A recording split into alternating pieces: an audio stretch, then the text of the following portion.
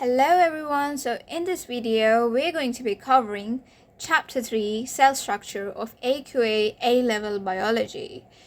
So I'm going to teach this chapter using my notes, which are designed in such a way that align with the mark scheme to ensure that we guys get full marks. So let's start. So the structure of eukaryotic cell.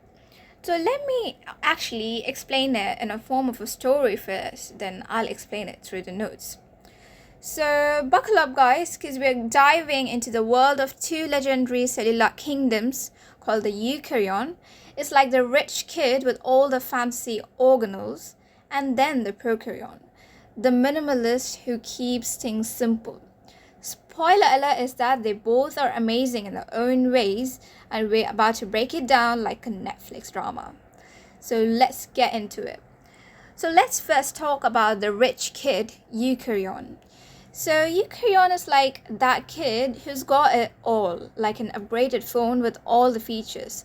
It's a type of cell which you'll find in plants, animals, fungi, and it's flexing with its membrane-bound organelles, basically compartments with VIP access. So what is eukaryotic cells? Eukaryotic cells have membrane-bound organelles and a nucleus, and they are the key components of animal, plant, algal, and fungal cells. So what are the organelles in it? So the number one is the nucleus. The nucleus is like the big boss. The nucleus is the CEO of the cells, you could call. It's got a double membrane called the nuclear envelope with nuclear pores that only let important stuffs like mRNA in and out. Inside, you'll find the DNA, which is neatly packed as chromatin, and the nucleolus, which is always busy making ribosomes, aka the protein-making machines. So what is nucleus? Nucleus is surrounded by a nuclear envelope, and the nuclear envelope is double membrane.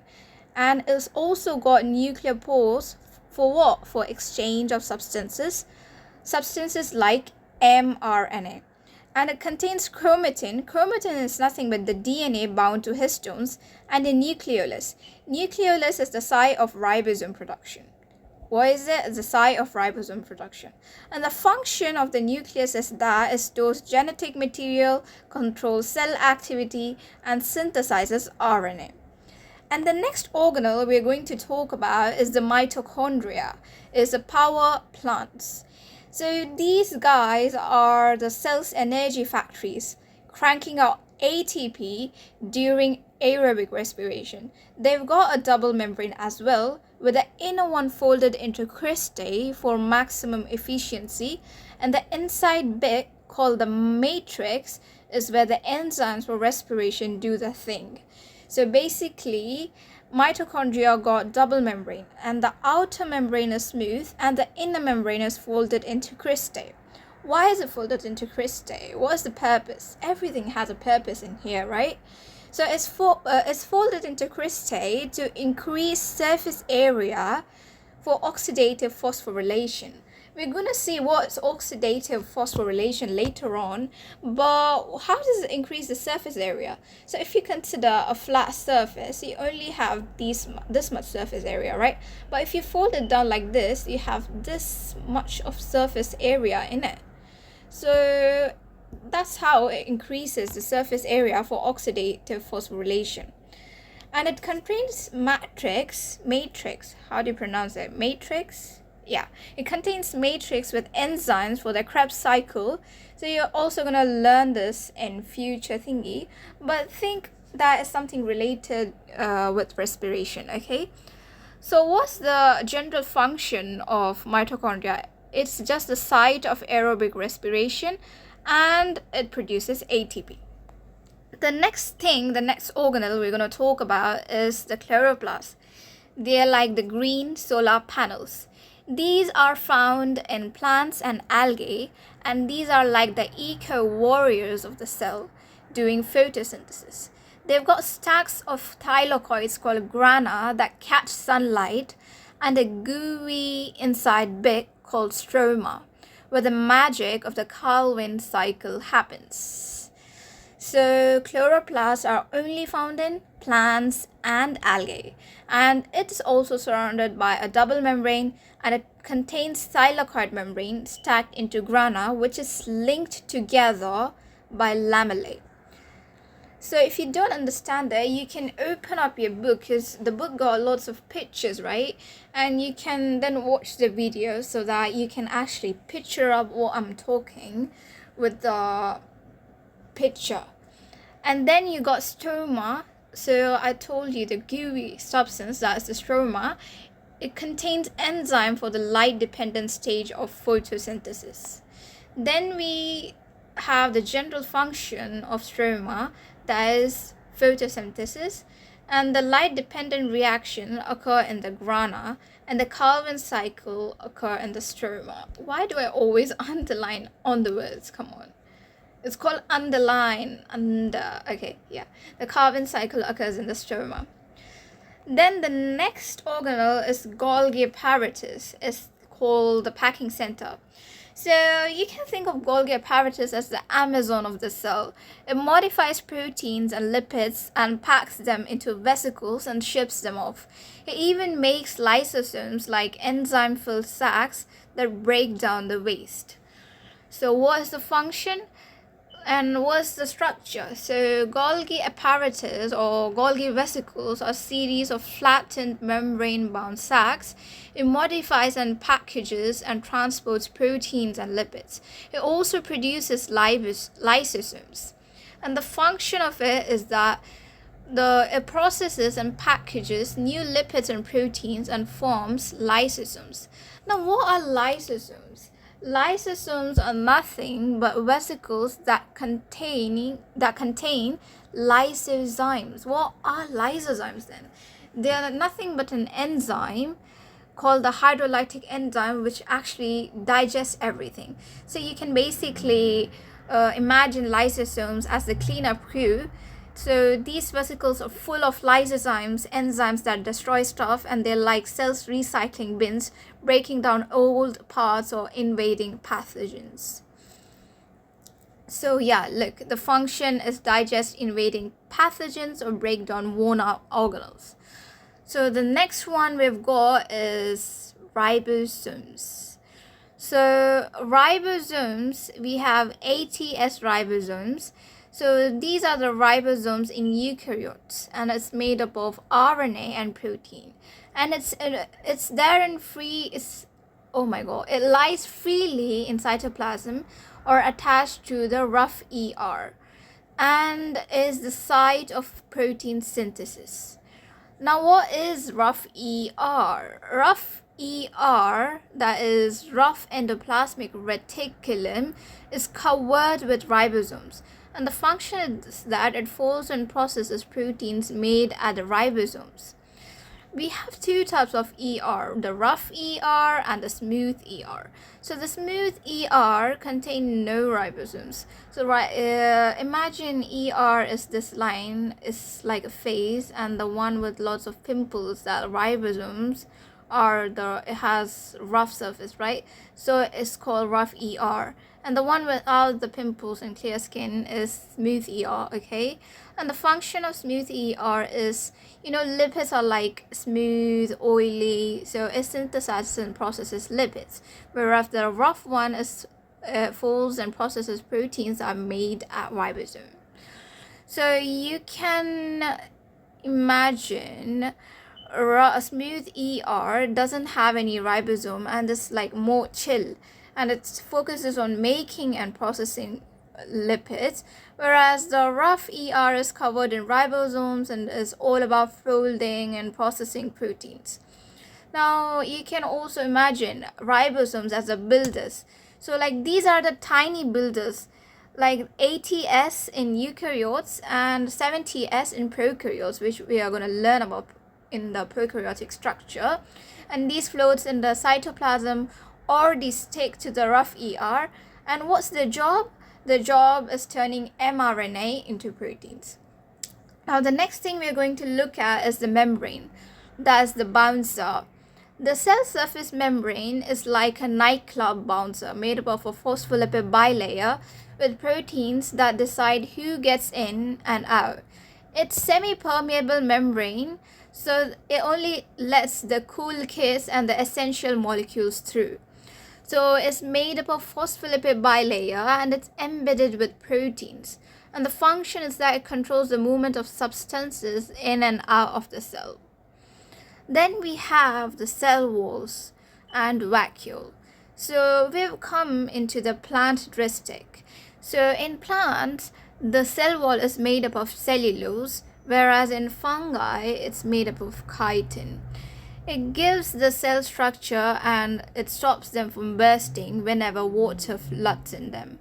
Plant cells also have big vacuoles. So if they ever ask, if they ever call you into a lab and give you a microscope and identify which is animal cell and which is plant cell, you can easily identify them by the cell wall and the large vacuoles actually, because plant cells have very big vacuole which are filled with cell sap, which keeps the cell firm and hydrated. So what are plant cell wall made up of? Plant cell wall are made up of cellulose, and fungi cell wall is made up of chitin. And the function is that it provides support and prevents osmotic lysis. Osmotic is nothing, the water, right? So when water breaks or when the cell bursts due to turgid pressure of water, it's called osmotic lysis. And the vacuoles is just like it's surrounded by membrane. So the membrane in the vacuole is called tonoplast. So remember, turgid pressure tonoplast, and it contains cell sap. So its main function is it maintains turgid pressure and it isolates harmful substances. So T, you can remember in that way. Now we've come into the eukaryotes. That is the minimalist kid. Eukaryote? No, the prokaryotes, the minimalist. So the prokaryotes are living the simple life. No nucleus, no fancy organelles, just the basics. These cells are mostly bacteria and they are low-key efficient. So prokaryotic cells lack membrane-bound organelles and have structural differences from eukaryotes. So let's see the structure of prokaryote. So these cells are actually, as I told, bacteria, and since they do not have that much membrane-bound organelles, they're usually low efficient. So prokaryotes is like no nucleus, no problem. Instead of nucleus, prokaryote keeps its DNA as a single loop floating in the cytoplasm. It also has an extra mini DNA loop called plasmids. Plasmids are like kind of USB drives with extra info, like how to resist antibiotics. So we have also cell wall in prokaryotic cell. So the prokaryotic cell wall is made up of murine, and murine is a glycoprotein. It gives its strength and structure, and some even have capsule. Capsule is nothing but a slimy layer for protection and stealth, okay? So the cell wall is made up of murine. Murine is a glycoprotein and it provides structural support. Then we have plasmids. What is plasmids? Plasmids are circular DNA and they carry genes for antibiotic resistance. Then we have capsule. Capsule are like the slimy substance outside, and it protects against desiccation and immune responses. Then we have flagella. So flagella are like the OG propellers. Some prokaryotes have flagella, which are like little tails that spin around to move the cell. So it is used for mobility and it rotates for movement. And then we have the cytoplasm. Cytoplasm, so this is where all the action happens, from chemical reactions to protein synthesis. And the ribosomes here are smaller, 70S. You remember I told eukaryotic cells actually have 80S, right? You see 80S. But prokaryotes have 70S because these are like the smaller ribosomes, but they're just as efficient even though they're small. Then we have the circular DNA. It is a single DNA molecule not associated with histones, and mesosome is like the debated, is the possible enfoldings of the membrane for respiration. Okay, now we're going to talk about the plot twist, that is the viruses. Viruses are acellular and viruses are non-living. So viruses actually don't belong to any kingdom. They are the freeloaders of the cellular world. They don't have cells, can't reproduce on their own, and they're basically just DNA or RNA wrapped in capsule. Sorry, not capsule, capsid.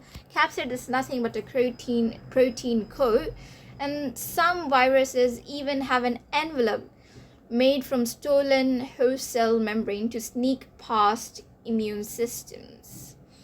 So the structure of viruses is like, it has capsid, is a protein coat enclosing genetic material, and the genetic material could be either DNA or RNA, but it's never both, okay? Because you see, eukaryotic cells make both DNA and RNA and do the prokaryotic cells, but the viruses do not make both DNA or RNA at the same time. It either has DNA or it either has RNA. And then it has attachment proteins which bind to the host cell receptors. And some viruses also have envelope, that is the lipid membrane derived from host cells.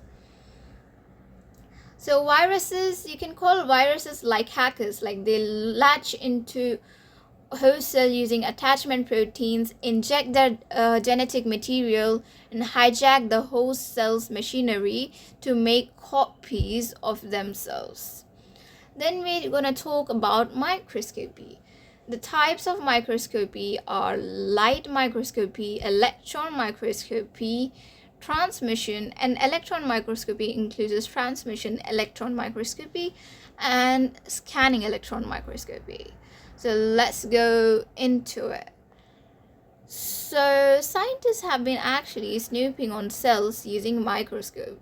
Like light microscopes are decent, but only go up to 15,000 times resolution and 200 nm, that is nanometer, and they use simple light and glass lenses, so they're not that great for details. So then we can actually view living specimens.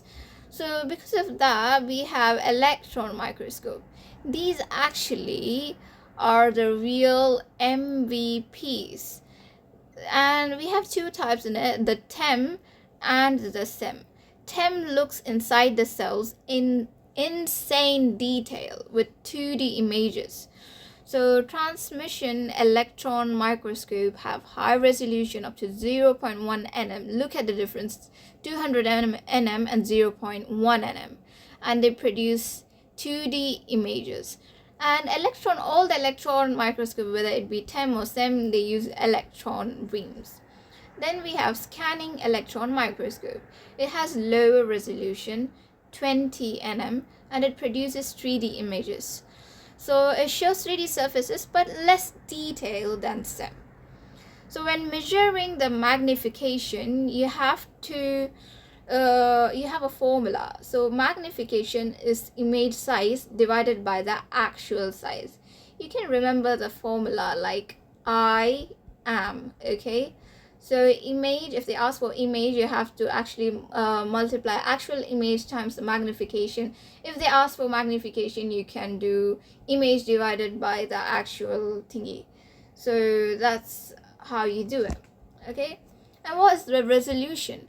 So because I talked about it has low resolution. So resolution is nothing but is the minimum distance at which two objects can be distinguished, okay? Now we're gonna see how to prepare a temporary mount to see the specimen.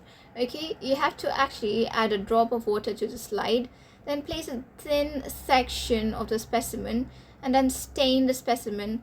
Add a cover slip to avoid air bubbles. Okay, now we've come to the next topic, that is the cell fractionation. This is so hard. Okay, cell fractionation is nothing but breaking it down in simple words. So scientists actually needed a way to separate organelles, so they invented cell fractionation. It's like putting a cell in a blender and sorting the parts. So it has few steps like homogenization, I'm sorry, this is too hard to pronounce. Homogenization, ultracentrifugation, filtration, and all those stuff. So let's see what is the first step. That's the homogenization. It's nothing but it breaks the cells into isotonic, cold, and buffer solution. So you usually blend the cells in an isotonic, cold buffer solution. Why do you do that? Why the solution needs to be isotonic, cold buffer solution? So that the organelles are safe. Okay, so if you want like how to actually answer questions, if questions are based on it, you actually need to watch the exam video. So I've told every single detail on how to answer any type of exam question that could be ever asked in this topic. So it's very necessary to watch that video because this is just for revision. Okay, the first step was homogenization. The second step is filtration. We already know, we've been learning what filtration is since our childhood, right? It's nothing but to remove cell debris. So filtration is getting rid of the big chunks like the cell debris. And then we have ultracentrifugation.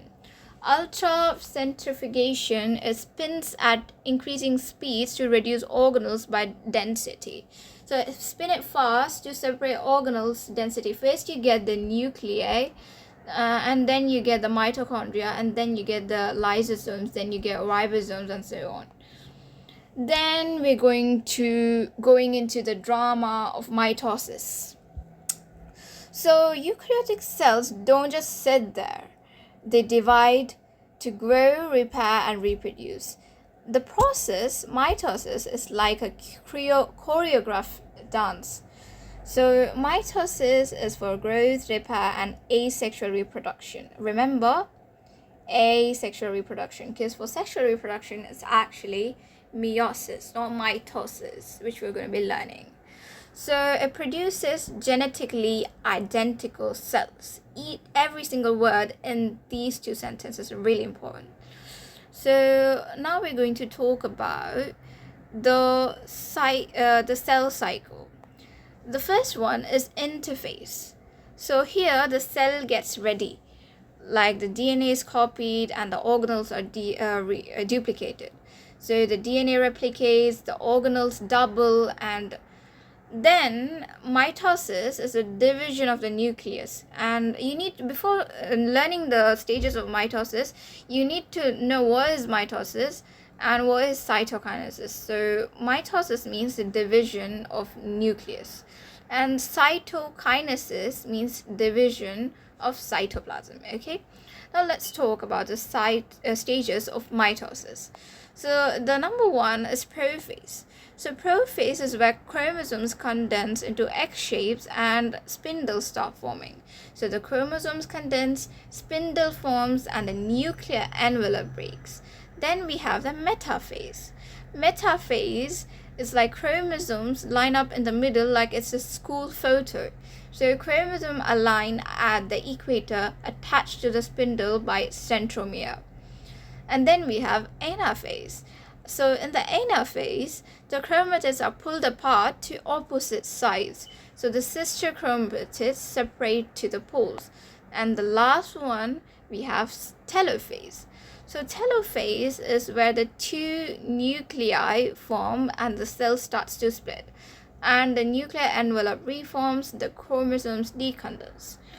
And then at last, we also have, I think it's not here, but we also have another thing called the cytokinesis. So cytokinesis is like boom, two identical cells. So the two cells actually divide. So that is called cytokinesis. Then we have the cell membrane, which we talked about before. Cell membrane is nothing but the VIP entrance. So for the cell membrane, we have a fluid mosaic model that describes the structure. So phospholipids make up the bilayer with hydrophobic tails inside and hydrophilic tails outside. So phospholipid bilayer is hydrophobic tails face inwards and hydrophilic heads face outwards. Hydrophobic means phobic means scared, right? Hydro means water. So it's scared of water. So they usually face inwards. It's like these are the heads. And they are basically hydrophilic, means they attract water, so they face outwards, but their tails are like hydrophobic, so they're scared and they're always inwards. Okay, these are the structure, and this is made like a circle to make the cell surface membrane. And then we have also proteins in them. They act as channels, carriers, or receptors. So proteins are intrinsic, so it could be either channel protein or carrier protein, and they're also extrinsic, like they are also act as receptors. Then we have cholesterol. Cholesterol actually adds stability and regulates fluidity. It keeps the membrane stable, while the glycoproteins and glycolipids are like the ID tags for cells recognition. So it's for cells recognition and signaling. So stuff moves across the cell membrane in different ways. So the number one way is diffusion. Diffusion is passive movement down a concentration gradient. That means molecules move from a high concentration to a low concentration. They freely move from a high concentration to a low concentration. They do not need any energy drink or anything. But then we have osmosis. Osmosis is just the movement of water through a semi-permeable membrane. So water moves to balance solute concentration sometimes, and that movement is called osmosis. And then we have active transport. Active transport uses ATP to move substances. It actually requires energy drink. So and it moves again. Why does it require energy drink? Because it moves against the gradient. Okay, so it uses ATP to move molecules against the gradient. And then we have facilitated diffusion. It is through protein channels or carriers. So bigger the molecule, so like the bigger molecules actually get help from this protein channels, and they actually come under the category of facilitated diffusion. And that's the T on eukaryon and prokaryon and everything in between. Hope this video is clear, and let me know if you would like anything else in the comment section below. Thank you very much. Bye.